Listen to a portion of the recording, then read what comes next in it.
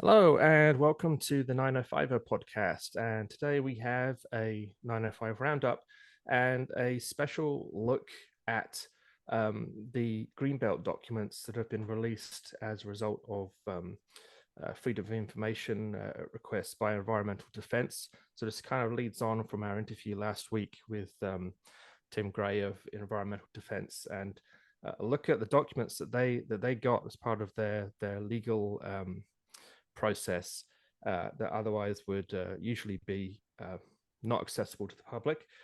And the interesting things that they say about what the province has been doing with the planning process in the run up to the well, I guess we're calling the Greenbelt Scandal, but just the general planning scandal that's been going on in this province.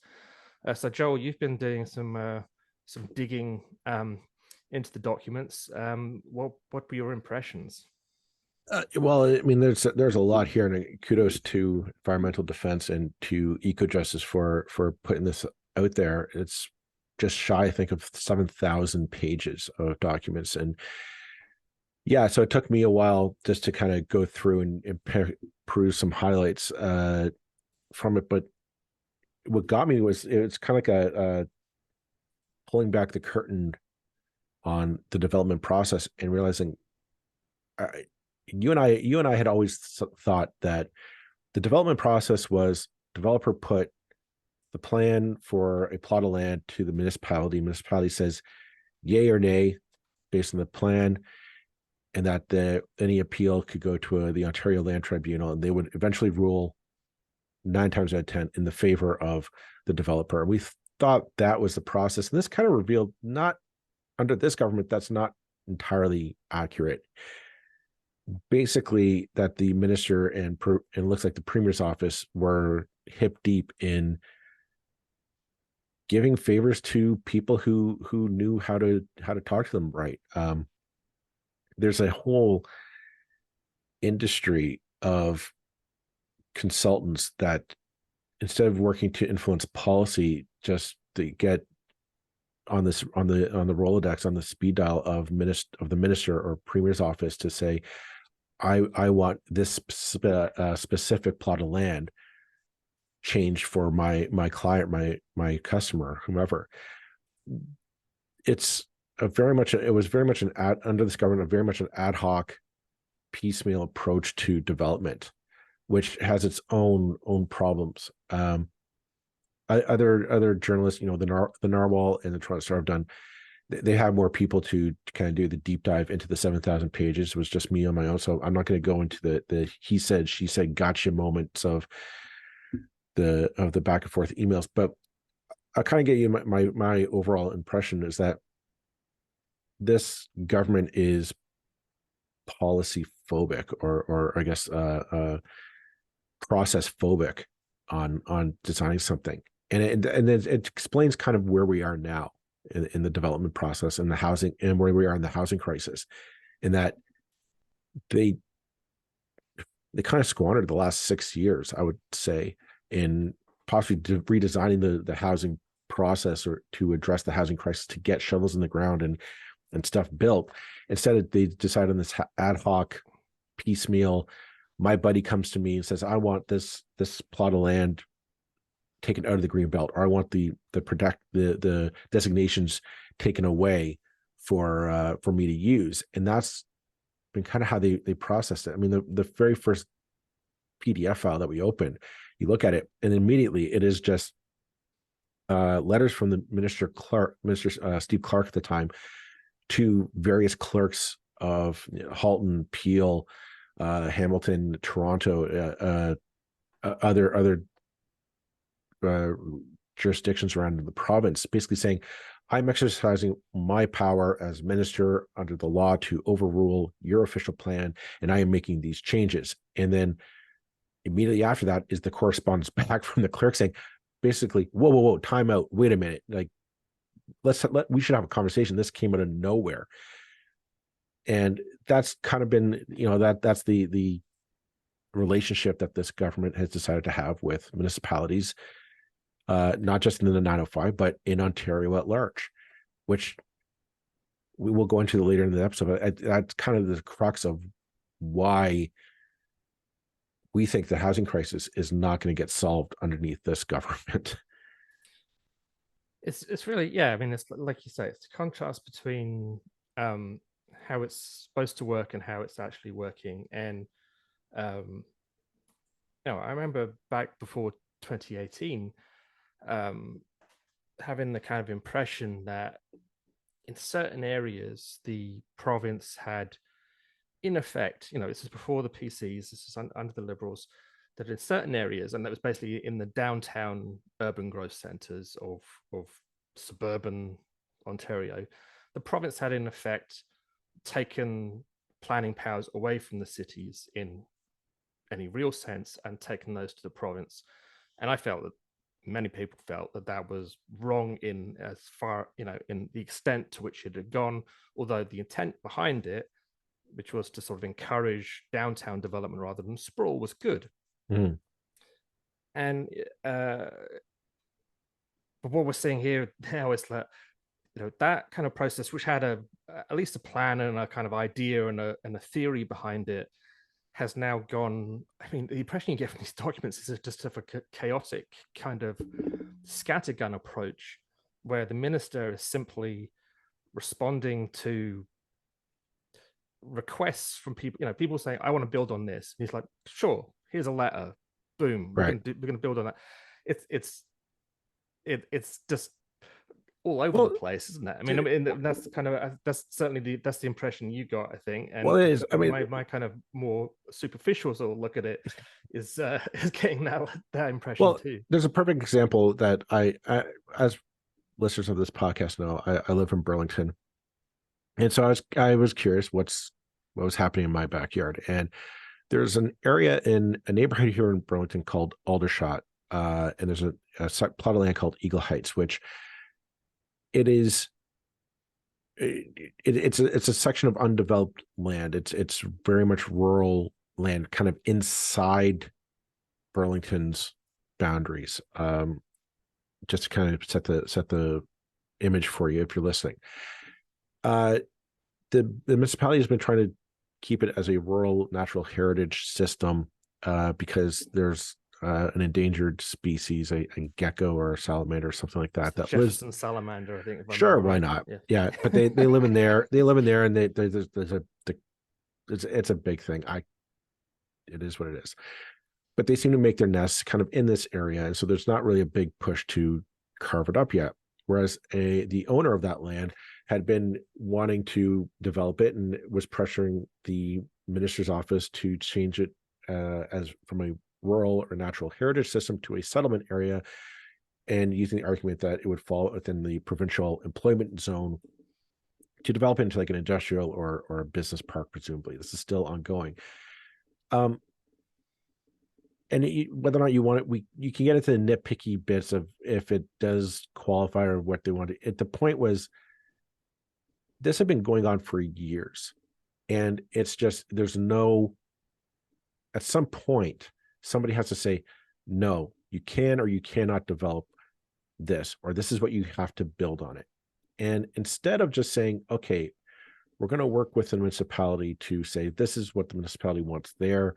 Let's figure out what we can build there to make a buck, provide what is needed or not needed, whatever the case may be. There's no decision moving forward. It's like, well, no, we don't like this decision. We're just going to go one step above you and get our consultant, because it was a consultant. It was a that's another thing that we'll get into. There's the consultant was hired to basically petition the government not for a policy change or a wide enacting, like, hey, this law prohibits us from really building what's needed. It's very much a specific, this parcel of land, we need you to specifically change the designation and remove it out of boundaries or change what we can do on it, which is very nitpicky and very micromanagement of the housing policy from the provincial standpoint. And that's kind of the theme that you get from the documents. And then this example is not isolated to Burlington. This has happened up in New York. It's in Vaughan. It is in Ottawa. It's Hamilton, of course, It's Niagara, everywhere, and everywhere. day after day after day, direction after direction after direction of like, under our new powers that we gave ourselves, we can now just overrule everything you do. Yes. So we're overruling this. No kind of forewarning. No, I mean, some of the responses again, and I'm going here, the you've been through this in more detail than I have, but some of the responses that just leapt out at me are people going like, what? Yeah. Hang on a minute. The actual sort of feeling of shock that's coming back from municipal, and they know the powers that the ministries have. I think it's the fact that they were just no kind of no. Some of the cases there will have been decades, certainly years, often decades of planning and discussion and council meetings and staff work, staff getting paid hundreds of thousands of dollars, but going into a particular decision to make sure that the right decision is being made, to make sure it fits within all the various frameworks that exist for municipalities at the different levels. And along comes a guy and at the stroke of a pen says, nope, that's going in the garbage. And because my buddy tells me that it's a bad idea. Yeah. And we need to sort of remind ourselves, because most people, the vast majority of people, even people who work in local government, I suspect, think that local government is often a pain in the ass. The people who, the elected people, are often not the best. Let's face it. It's a frustrating business. I mean, my limited experience was of enormous frustration with the way the whole thing works and the culture that it's developed. So yeah, it's odd that I would then jump to its defense, but we have to remind ourselves why it exists. And we have local government because you can't have a body sitting anything between tens of miles away and thousands of miles away governing at a kilometer level. You cannot govern at a distance in a precise way because you don't know what makes most sense for Niagara or Burlington or Oakville or wherever. You don't know the ins and outs of it. You have to have people there who do know, who do the research, who do the work to make the right decision. But that's what it comes down to with this, is that the level of micromanagement into the development process is hindering housing being developed. Like every guideline and rule of the system is able to be second guessed or overruled or rewritten in some cases, which kind of explains why right now in Ontario, we're coming up very short in our housing targets to meet the housing crisis, because nothing's being built, because everything can be second guessed. At some point, you need to say enough's enough, no more debate, no more could we get more. It's no, you need to build this here now. We need, you're permitted for 20 stories, or you're permitted to build you have to build on this plot of land. No, you can't get that section across the street. That's environmentally protected land. You just forget it. It's not on the books. It's not possible. You've got to build with what we got now. And that doesn't happen. This government doesn't seem to be willing to lay out, this is the framework. You build within the framework and you get it done. It's the framework is always, well, it's always a hindrance. It's always it's a nuisance. It can be rewritten.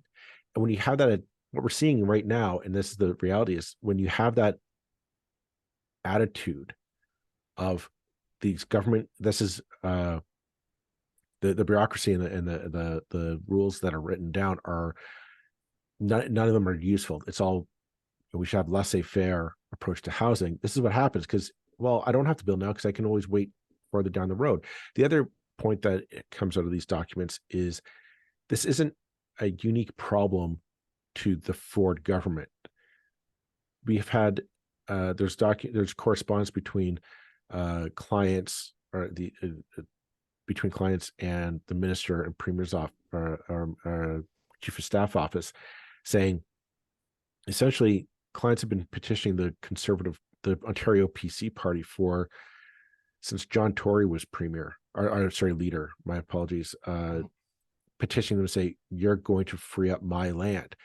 This shows a history of a party that is very much at the beck and call of developers, and it's not even a matter of trying to create a system that they can thrive in. It's, no, we expect you to cater the system to our needs at the given moment, which is, again, dangerous and prohibits us from actually developing, because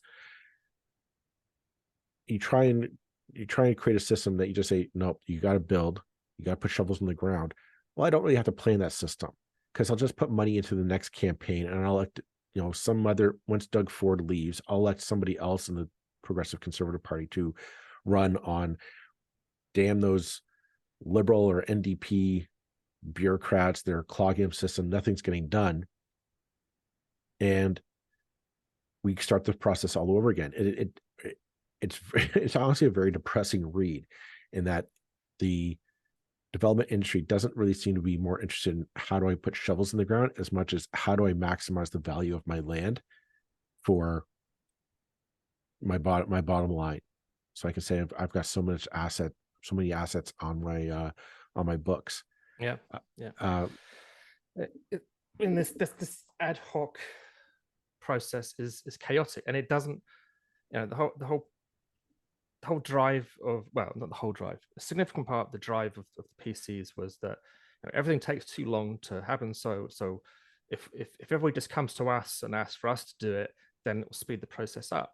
But it doesn't do that, because what it does is, like, everything is appealable, or if it's not appealable, it's just MZOable. It's Right. Everything can be questioned. Nothing is certain. Everything is up for debate. And in that situation, you've got chaos, because why would anybody not ask for more? It's obviously going to make sense to always ask for more at the OMB, ask more from the minister, ask more. So no decision is ever made, because it's always like, oh, well, we'll think about that and we'll get back to you. If you have a firm structure, and I mean, again, I know I've mentioned this before, but my very limited sort of discussions directly with developers, the one developer I spoke to said, what we want is certainty too. We want a structure. And then it's like, okay, I can build this here. Right. There's no ifs, no buts. I'll build it. The other sort of side to bring into this, if the things are constantly appealable and constantly second guessable, then the whole market, the actual economy reshapes itself to that principle. So the value of land reflects what people guess you can get for that if you keep on asking and keep on appealing, rather than what the zoning is for, or what the irony of this is. When Rob Ford was mayor of Toronto, one of his things was the official plans should be the official plans. They should. Right. No, I mean, obviously Doug and Rob are very different people, but I think it's all malarkey. I think I don't trust the Ford family to give me an honest answer to anything. There was one addendum or just a piece that caught my eye that I really want to highlight, and it's that in those letters to the municipalities to say, hey, the minister's changing or overruling decisions. One response was from the Six Nations to the minister. Basically, I'll summarize it as best I can, but basically saying they feel that their territory is being encroached upon by developers, which we have seen, and we've talked about before in the podcast. The issue of Caledonia is basically that, of developers saying, well, I want to keep building out rather than intensify. And so they're forced to face the fact that those boundaries that the province is saying we're pushing out are going to encroach on the Six Nations traditional territory. Not to mention, they're pointing out the fact that, yes, they have treaty rights to fish and hunt in the rural lands in the Haldeman Tract. Just saying, no, we're building for the sake of building and municipal boundaries be damned, their argument is that they feel that their treaty rights are being violated by the expansion of municipalities into their traditional hunting and fishing grounds. Now, I'm not going to get into the nitpicking, like, it's not nitpick, that's the wrong word, but I'm not getting the minutia of that, whether or not, okay, is this actually within lands? That might be a court battle. But the simple fact of they're saying, you're not consulting with us. In the spirit of a truth and reconciliation, you would think that the Ontario government should make sure that they're consulting adequately with the First Nations of Ontario, so that we can get better policy that way. Sorry, my camera just went off, but anyway. Oh, here we go. There we go. But they're not, and I thought that was something that's not really being reported. The environmental concerns that the First Nations have on the preservation of their lands, their waterways, etc., are just not being addressed in this mad ad hoc system, as they wouldn't be. I mean, that's the point of the system, is to preserve environmental and environmental lands, watersheds, waterways, all that kind of thing. That's what really this is about. And this ad hoc way just overthrows it, because eventually you can't build on waterlands. That was something I thought should be pointed out, because I don't really hear about that a lot in other news sources. It's almost, it's important. It's definitely, I completely agree. It is definitely important I mean, that any kind of respect for the First Nations role in all of this it's just irrelevant to this kind of process. It's just like, what can we build on? Who wants to build on something? React. And of course, the First Nations are going to come absolutely nowhere into that kind of discussion. It's disgraceful, but it's so expected that we can hardly be surprised. I mean, I'm just looking at something here, just to give people an idea of how this works. There's a whole bunch of emails back and forth about changes to the urban boundary in Peel. I've just pretty much picked this at random as we're sitting here, and a big chunk of lands were being added to the urban boundary by the province. And they're discussing the maps. There's a lot of discussion backwards and forth about whether the lands that are being added to the boundary should be colored blue or red. And obviously they went for blue, so naturally. And then there's a letter, 6th of October 2022, from GM Paolo Investments Limited to Jennifer Lee at the Municipal Services Office for Central Ontario. I think, oh no, sorry, apologies, that's who it's from. It's to Jennifer Lee at the ministry. As they say, we own some land on 13921 Airport Road within the town of Caledon. These are designated general agricultural area under the town of Caledon's current official plan, and A1 agricultural under the town zoning bylaw. So important agricultural land, A1 land.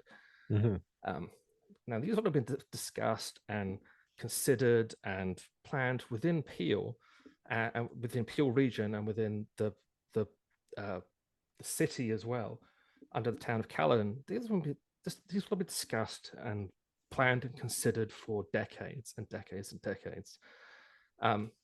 Investment company, no, it's an investment company, not a developer per se. It's an investment company that buys things as investments. Has gone, look, these lands are right next to where you can build. They're rural, but who knows? Let's buy them. Let's take a flyer on it. Maybe we can get something to change. So they just write a letter to the ministry saying, Caledon's very important, growth. Oh, and guess what? Look, here's a map of your 413 that you're building, and it's right next to that highway that you want to build. Don't you think it's a good idea to build on it? So they send that, and they send along a diagram. Theirs is red, by the way. I don't know. I don't know what that says. And the very next document is a ministerial map of that piece of land, being zoned for. Add this to the employment area. So just sorry, the direct sort of process of just write to the minister, ask for help, and help, hey presto, happens. And of course, it makes sense. I'm not the developers just doing, well, the investment companies just doing what they're doing for their own best interests.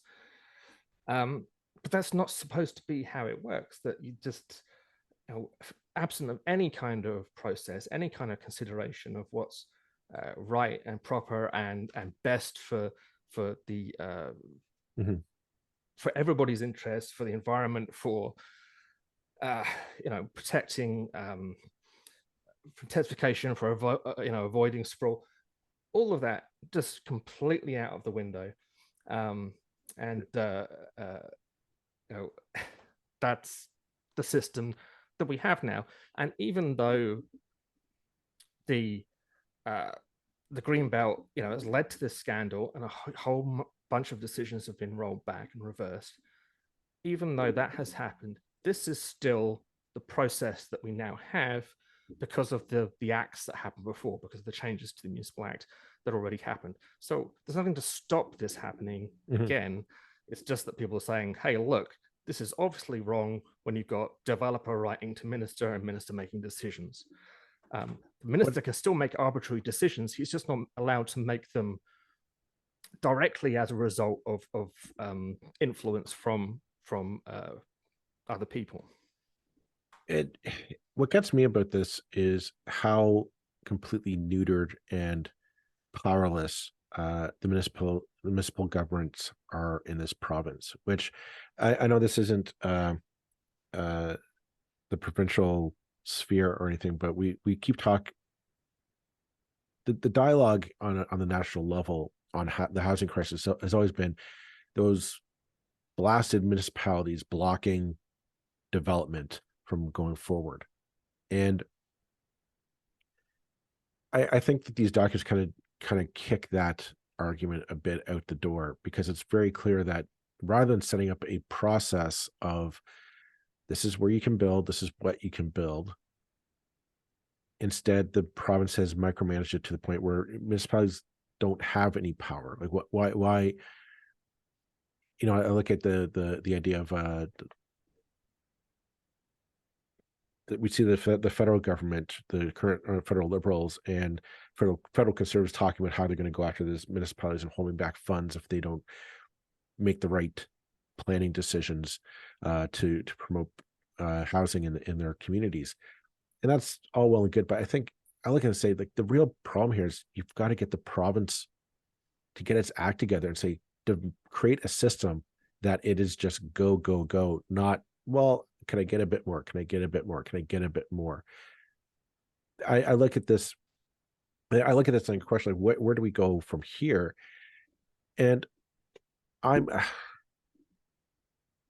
if I was the Ontario Liberal Party or the New Democratic Party or the Green Party, my argument is, let's start laying out this is how the system will work. Not we're going to consult, just this is how it will work. Come up with a system and run on that. Because right now the current system is, the current system is all handshakes and bribe money at steak and dough or at weddings, and who can get the table next to the minister or the chief of staff or the premier's office at a big fundraiser. There is no process. That is the way that development works in this province. And when presumably, even if Doug Ford is turfed out of power in the next election, which is it's in 2 years, folks, so we still have a little ways to go. But if Doug Ford and the Progressive Conservative Party, are turfed out in the next election, and we elect a new Democratic or a Liberal government to replace them, right now I don't see a big change in the housing framework. It will be the developers will just say, do what they do. Okay, we'll go back to funding. The Conservatives bide our time and just gum up the system until we can elect a new Progressive Conservative government who will instead just do this all over again. That's how I don't see a cycle ending unless the opposition parties present a clear plan of this is how we're going to change it. Yeah, I mean, I was literally thinking about the same point, that the opposition parties, they're very happy. I mean, obviously they're very happy to throw mud all day, and the mud is it's real mud. It's this government is corrupt. Um, However, what they don't then say is like the process. I remember a phrase from Kathleen Wynne. It was one of the. I mean, um, some event or other that I was at. She said phrase, and it sounds like the most boring phrase ever. So I apologize, but the to understand what it means is really important. She said, "I've spent my life fixing bad processes," which sounds like processes. What the hell does that's just incredibly tedious. What that means is the way decisions are made, the process you go through to get from having an idea to actually implementing it is incredibly important to whether something succeeds or not. Bad processes lead to delays, hang-ups, the wrong decision being made. Good processes get swift decisions, swift progress, and the right thing happening. And you know, like I say, it doesn't sound like something you'd want put on your tombstone, but it's actually quite a profound statement. I felt at the time. What we have here is no process at all. We have chaos. I mean, I was just on Twitter yesterday, and there was discussion. It may actually be about the Eagle Heights thing. I'm not sure, or another Burlington-related piece of land. And the piece of land doesn't matter, but there was discussion about it, and the city has asked for an MZO on this piece of land, and kind of progressive activist types were saying, "Oh, it's a disgrace. The ministry has refused to respond and given MZO on this piece of land," because in this case they want that. They think, well, yeah, MZO is the best thing for us because that will give us, in this case, perhaps a protection to a piece of land. So an MZO can cut both ways. Again, that's just not how it's supposed to work. So now we've got this all these people still being employed by municipalities and by the regions and by blah blah blah to go through all this process of making a decision that then is just always under threat of being thrown in the garbage. But right now, there's no indication from the NDP, no indication from the Liberals that they would do anything differently. Mm-hmm. Other than maybe use MZOs a little bit less, but the power is still there, and that's just not good enough. I mean, we need to have a government come in that's like, we are going to fundamentally reshape the Municipal Act, fundamentally reshape the Planning Act to make sure that there is certainty every step of the way, and that local democracy actually has its appropriate level of control, and that there's none of this second guessing going on. But I mean, the most depressing thing of all, and everything that we do on this podcast, is that I never hear that from any party. No. I certainly don't hear it from bloody Bonnie Crombie. You know, it's well, I mean, that's just. I mean, what I'm looking at these documents as you know, as I said before, it kind of the curtain has been pulled back, and we're seeing the wizard or the emperor has no clothes kind of bit. The question, my thoughts are, again, I kind of roll it back, and I think in my head, okay, we're in the midst of a housing crisis, which we need to solve yesterday. And right now we're looking at these at the process. I was reading statistics the other day saying that we are nowhere close to hitting our targets for housings in Ontario. And I look at these documents. This is the reason why, is that there is no process to just get shovels in the ground. Like eventually, you need to say no. The discussion has been done. You need to build on this plot of land. So many units, so many whatnot is needed. And if you're not able to do it, then you need to sell it to somebody who will. And that's just not capable in this process. And that's why we are not seeing the housing starts that we need, in my opinion. What we're seeing instead is kind of more of the same. It's this is the kind of how we got into the process that we're in now, is that we're not, the free market's not building the housing that we need, because it's easier to speculate on a plot of land. It's easier to go back to the minister and say, hey, can I get this designated as residential, or free up the environmental protections on the land, because I can either hold on to it and it becomes more valuable, and that I can bankroll on that, or I can sell it and make more money off of that. We're still in this speculation game in development, and we're not in the building game anymore. And we need to fundamentally shift that dynamic, as far as I can tell. Because I right now I wrote this note on my notes here: everything is possible, so therefore nothing is possible. If I was like, there's no incentive in the system to actually build. I can say I'll build all I want, but what I really want is my plot of land to be more valuable to resell, or to wait for this Highway 413 to come through, if it ever gets built, which who knows. But here's the thing: this government currently only has 2 years left in its mandate to get its act together and start building. I do not see a system here that is conducive to that. I don't see, this isn't a matter of tweaking around the edges. This is their fundamental approach to how to get development done in this province is a faulty one. It's broken. It's counterproductive. It is not clear. And it goes against their objectives, their stated objectives, I should say. I don't know if they have enough time to come up with 2 years to come up with a whole process of development, so that we're able to actually start putting shovels in the ground and start building homes and units that are family ready to move into. I don't know if that's possible in 2 years, folks. It's depressing note to kind of end off this episode on, but let's face it, like they have squandered 6 years of governing, and it's clear that they don't have an interest in creating a policy framework or a clear set of rules that basically, it's like, here's the rules, step back and let it go. And eventually somebody's going to be told, nope, this is it. The buck stops here. You either build the units we need, or you sell to somebody who will.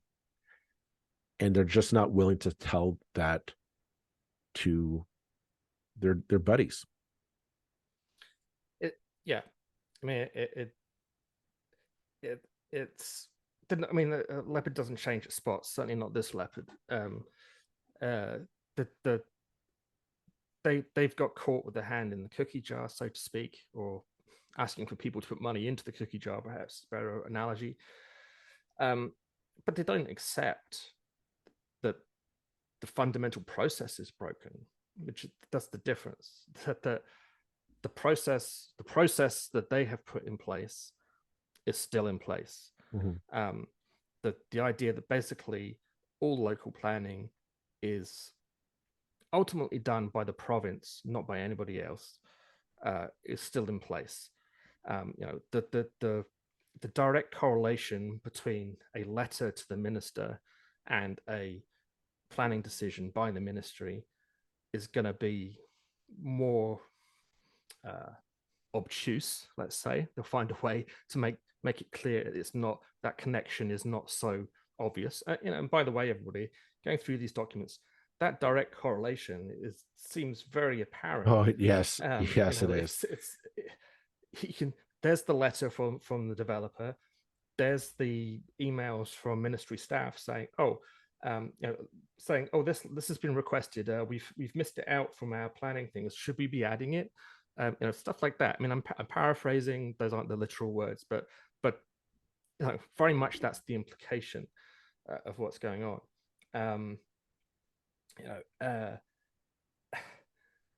Here's a document. Again, I'm just picking pretty much at random here as we're talking. October the 14th, 2022. Just a list of items. Devona Law on behalf of Risky Holdings requests: development industry, urban solutions, corporate land strategies, Erdem Berlis on behalf of Penta Properties. These ones are all to do with the Eagle Heights lands in Burlington. Urban solutions on behalf of Avatar International. Parcel of land in the Greenbelt redesignated as urban. Settlement area redesignated from rural and natural heritage to settlement. Something be removed from the Greenbelt. These requests going through and directly going to, okay, here's what we're going to send to the municipalities next week, saying how we're overruling their official plans. And it's a direct. This all happened only a year ago, so this has all happened very quickly, and it's just page after page after page of requests for changes, and then those changes happening. Yeah, I mean, that's corruption, but that's still the system we have. They'll just obfuscate that correlation when it happens, and it will continue to happen. And I guess that's where we're going to leave this episode on that cheery note. But it's a case of, if you're an Ontario Liberal Party or New Democratic Party member, member of provincial parliament who might be listening to this podcast, that's what's needed. And that's what you need to start campaigning on now, is that we need to fundamentally change the process and be transparent on what that process is going to be, because that's how we got here, is this behind closed doors secrecy. This is what's been holding up our solving the housing crisis, in my opinion. We're still speculating on land, and we have a government who is invested in that speculation politically. So that's that. And thank you very much for listening to another episode, folks. We'll talk with you again next week. Take care. Bye-bye. Bye-bye.